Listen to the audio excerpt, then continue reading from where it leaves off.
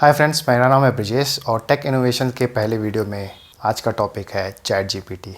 Chat GPT is a buzz word for the internet last couple of month. आज के इस video में हम समझेंगे चैट जीपीटी है क्या और मेरी ओपिनियन ऑन चैट जीपीटी, और दो मेन क्वेश्चंस के आंसर आज इस वीडियो में खोजने की कोशिश करेंगे। तो पहला क्वेश्चन ये है कि does ChatGPT replace the job, and second, क्या ChatGPT Google search engine को ओवर पावर कर सकता है। सो ये दो मेन क्वेश्चन के आंसर आज हम देखेंगे इस वीडियो में। सबसे पहले हम ये समझेंगे what is chat GPT.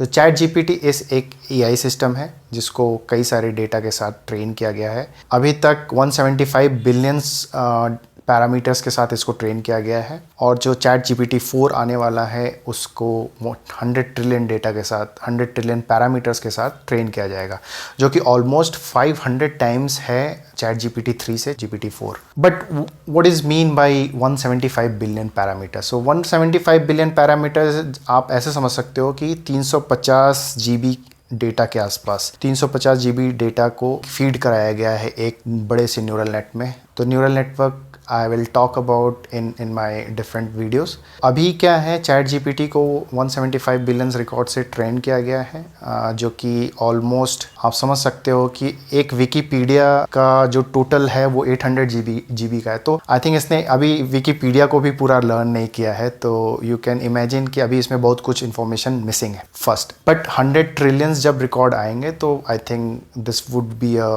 Game changer. अभी लिंक्डइन पे मैंने एक पोस्ट डाला था, my opinion on chat GPT, तो आप उसको भी देख सकते हैं। मेरी ओपिनियन में चैट जीपीटी एक ग्रेट टूल है, बट अगर हम इसको एक टूल के तरह ही देखें, but nowadays people are talking like it will replace the job, it will replace the search engine like Google. तो आई थिंक ये कंपैरिजन सही नहीं है, क्योंकि चैट जीपीटी अभी इतना ज़्यादा मैच्योर हुआ नहीं है। हाँ, there are the lot of things you can do with the chat gpt, like you can create a copywritings, you can create a good seo, you can create your content on for the YouTube's videos। मतलब बहुत सारी चीज़ें आप कर सकते हैं, बहुत सारे कंटेंट्स आप क्रिएट कर सकते हैं। लेकिन एक बड़ा ड्रॉबैक इसके साथ ये होगा कि गूगल सर्च इंजन क्या बोलता है। गूगल सर्च बोलता है कि अगर कोई ऑटोमेटिक ऑटो जनरेटेड टेक्स्ट हमारे सर्च इंजन पे आता है तो वेब मास्टर टीम वो उसको डीकमीशन कर देते हैं। क्यों? क्योंकि Google will not allow any auto generated content in their search engine. तो ये एक गूगल की पॉलिसी है। कोई भी ओपिनियन फॉर्म करने से पहले ये मैं आपको क्लियर कर देता हूँ कि ये मेरा पर्सनल ओपिनियन है। बहुत सारे लोग इससे डिसएग्री भी कर सकते हैं, लेकिन मेरे ओपिनियन के अकॉर्डिंग चैट जीपीटी इतना ज़्यादा पावरफुल नहीं है कि वो गूगल को रिप्लेस कर सकता है। उसके कई सारे रीज़न है। देखिए, पहला रीज़न ये है कि जब आप कोई चीज़ सर्च करते हैं तो आपको 10-15 रिज़ल्ट्स आते हैं। गूगल आपको बेस्ट रिज़ल्ट देता है क्योंकि उसकी जो पेज रैंकिंग्स होती है वो ऊपर रहती है, तो वो उस रैंकिंग के हिसाब से आपको एक सर्च रिज़ल्ट देता है, और वो सर्च रिज़ल्ट आप खुद थॉरोली उसको कैटेगराइज करते हो, अंडरस्टैंड करते हो कि ये हमारे यूज़फुल है कि नहीं। It's your intelligent, right. Other side chat GPT में क्या है कि एक मशीन है जो कि आपको एक अपना ओपिनियन फॉर्म करके दे देगा। वो ओपिनियन मे बी देखने में और सुनने में अच्छा लगे, लेकिन ज़रूर नहीं है कि वो एग्जैक्टली वही ओपिनियन आपको चाहिए। तो ये आपको समझना है कि आपको उस ओपिनियन के साथ जाना है ब्लाइंडली, या फिर आपकी खुद की इंटेलिजेंट होनी चाहिए कि कुछ चीज़ों को स्क्रूटनी कर सकें और उसको फ़िल्टर आउट कर सकें। तो ये सबसे बड़ा एक रीज़न है मेरे ख्याल से कि चैट जीपीटी गूगल को इस मामले में नहीं बीट कर सकता, क्योंकि ये ओपिनियन फॉर्म करता है, ये आपको बेस्ट रिजल्ट देता है। You can now your choice, you can choose what you want, right. क्योंकि मुझे लगता है कि कोई भी एआई अभी इतना ज़्यादा कैपेबल नहीं हुआ कि ह्यूमन ब्रेन को बीट कर सके। अभी भी human brain human intellectual food chain में सबसे ऊपर है, वो हमेशा ही रहेगा। ऐसा नहीं है कि ह्यूमन को कोई बीट कर सकता है। If you forget about the IBM Watson, जब वो आया था तो उसने भी एक बज़ क्रिएट किया था पूरे इंटरनेट पे कि इससे अच्छा इंटेलिजेंट क्वेश्चन आंसरिंग मशीन हो ही नहीं सकता। तो IBM वॉटसन को इस तरह से मार्केट किया गया था कि वो सब कुछ कर सकता है, सारे क्वेश्चन के आंसर कर सकता है, वो मेडिकल फील्ड को चेंज कर सकता है। तो बहुत सारे बज़वर्ड थे उस टाइम, लेकिन आज स्थिति ये है कि IBM वॉटसन को बेचना पड़ा। सिमिलरली आपको याद है तो कुछ 4-5 साल पहले 5 to 6 years बैक फेसबुक ने एक ग्राफ सर्च निकाला था। क्या हुआ उस ग्राफ सर्च का? वो किसी सिक्योरिटी रीज़न से उसको भी साइडलाइन कर दिया गया। उसके जब ग्राफ सर्च भी आया था तो काफ़ी वर्ड्स बज़वर्ड क्रिएट किए गए थे। तो इस तरह की टेक्नोलॉजी आती है और जो कंपनी होती है इसके पीछे वो एक मार्केटिंग कैंपेन चलाती है ताकि आपको इसके बारे में इन्फ्लुएंस कर सके।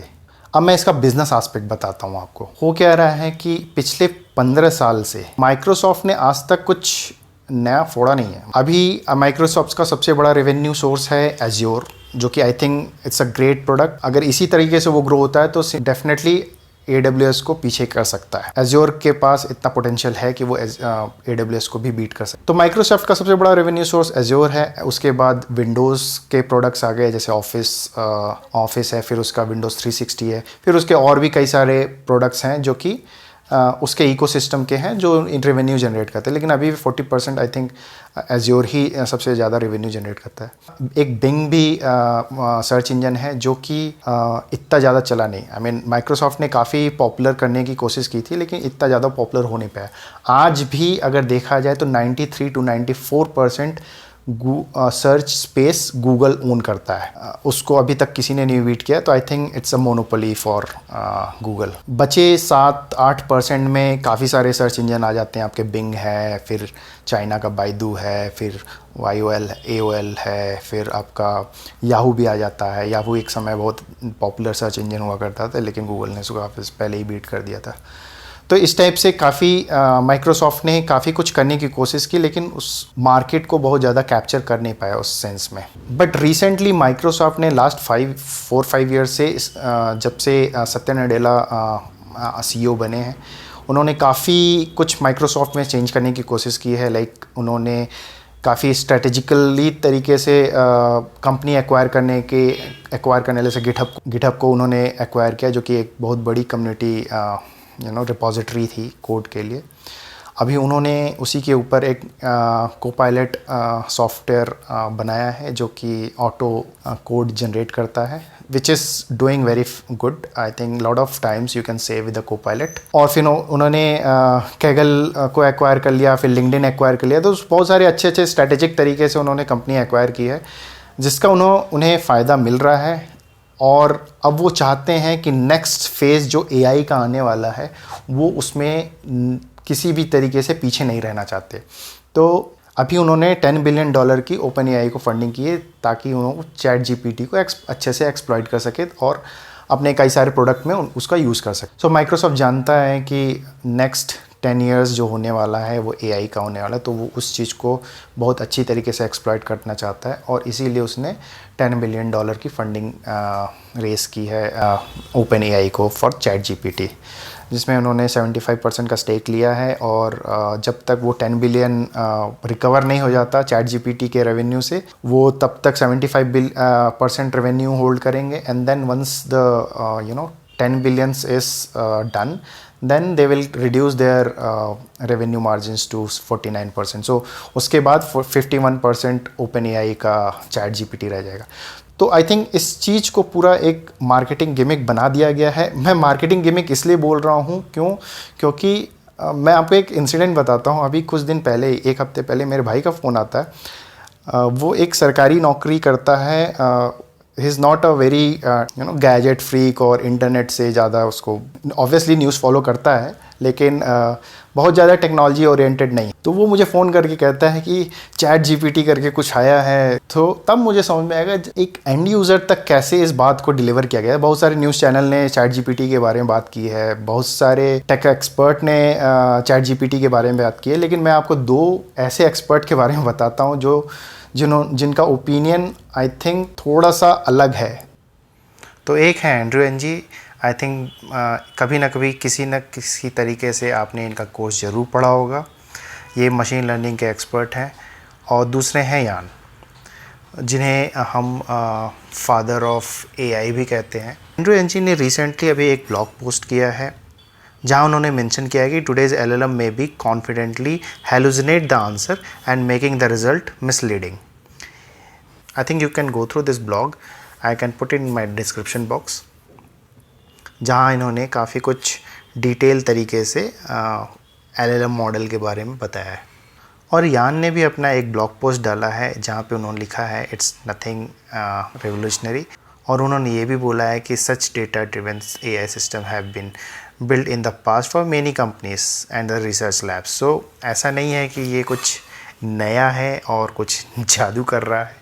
उन्होंने ये भी बोला है कि OpenAI is not particularly an advance compare to the other labs. तो आई थिंक आप इस ब्लॉग पोस्ट को भी देख सकते हैं जहाँ पे इन्होंने ChatGPT के बारे में काफ़ी कुछ लिखा है। तो ये तो रहा थोड़ा बिजनेस एस्पेक्ट। तो मेरी ओपिनियन ये थी कि ChatGPT can not beat Google. तो गूगल भी जानता है कैसे बिज़नेस रन करना है। तो अब बात कर लेते हैं जॉब लॉस की। तो मुझे नहीं लगता कि किसी की जॉब जाने वाली है ChatGPT के थ्रू, क्योंकि आप ऐसे समझो कि बहुत लोग ऐसे कह रहे हैं कि प्रोग्रामर की जॉब चली गई। ये ऐसा हो ही नहीं सकता कि प्रोग्रामर की जॉब चली जाए। Yes, ChatGPT can generate a code like a human, but अगर आप प्रोग्रामर हो तो ChatGPT को एक्सप्लॉइट करके आराम से कोड जनरेट कर सकते हैं, अपने कस्टमाइज़ कर सकते हैं ताकि वो जल्दी से रन किया जा सके। लेकिन आप प्रोग्रामर नहीं हैं तो ChatGPT अगर आपको प्रोग्राम लिख कर भी दे देगा तो आप समझ ही नहीं पाओगे कि क्या लिखा है, राइट। तो ऐसा है ही नहीं। तो प्रोग्रामर की बहुत जॉब जाने वाली नहीं है, किसी की जॉब जाने वाली नहीं है। हाँ, लेकिन एक चीज़ है कि अपने आप को अपग्रेड करते रहो।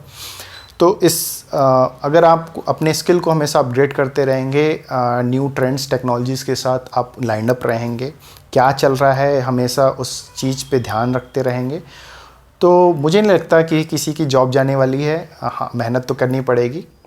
तो इस चीज़ को एकदम दिमाग से निकाल दीजिए कि आपकी जॉब जाने वाली है। तो ये था हमारा टेक इनोवेशंस का पहला वीडियो। आपको कैसा लगा प्लीज़ कमेंट कीजिए और हमारे इस चैनल को सब्सक्राइब कीजिए, लाइक कीजिए, सब्सक्राइब कीजिए और शेयर कीजिए। Thank you.